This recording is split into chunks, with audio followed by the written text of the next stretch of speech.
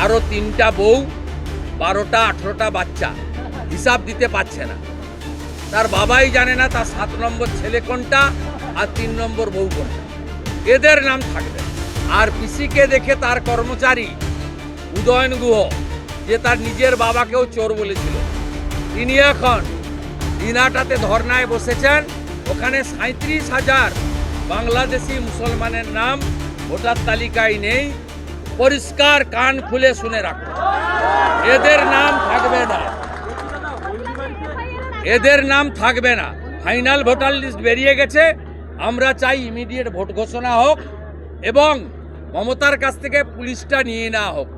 DG, chief secretary, home secretary, সব SP বদলে দেওয়া হোক। এখানকার আইসিও হলদিয়াতে ছিল, সুকমল বেটাকে চিনি। ভোট ঘোষণা হলে একেও সরিয়ে দেওয়া দরকার আছে মেখলিগঞ্জের আইসি।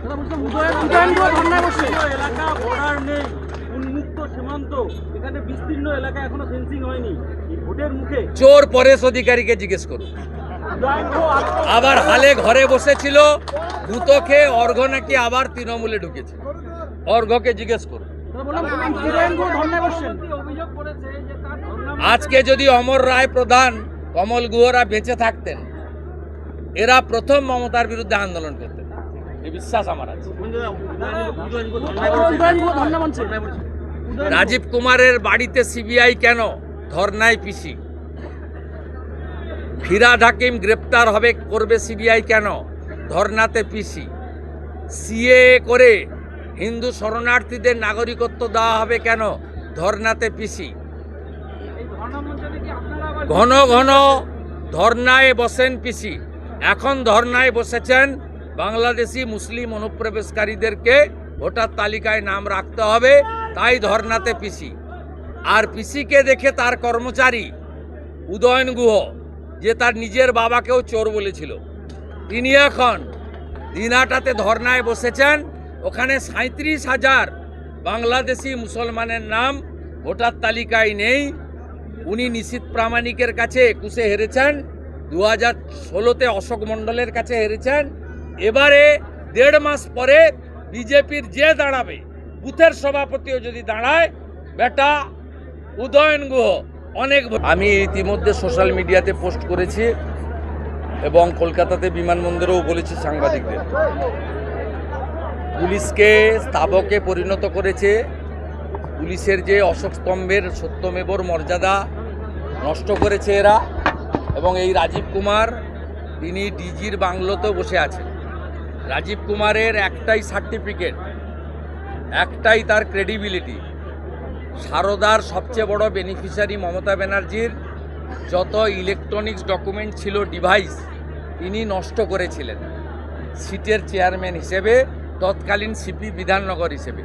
তাই দুর্নীতিগ্রস্ত মুখ্যমন্ত্রী তার জেলে যাওয়া যিনি আটকে ছিলেন প্রমাণ লোপাট করে, সেই রাজীব কুমারকে তিনি পুরস্কার দিচ্ছেন।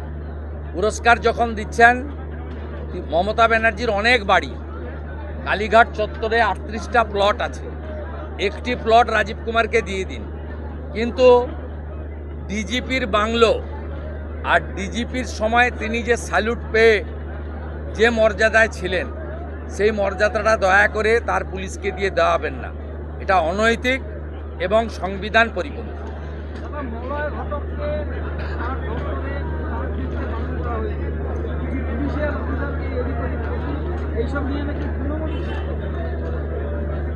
দেখুন, সরকারটা কার্যত নেই, মাস দেড়েকের মধ্যে নির্বাচন। এখন কাজ দেখতে বলা না বলা দুই সমান। এগুলো ল্যাম্পপোস্ট মলয় ঘটককে জিজ্ঞেস করুন, বলতে পারবে।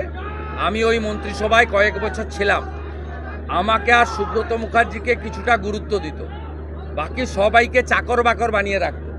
সেই কারণে পশ্চিমবঙ্গে সবাই জানে একটাই পোস্ট, সেটা মমতা ব্যানার্জি।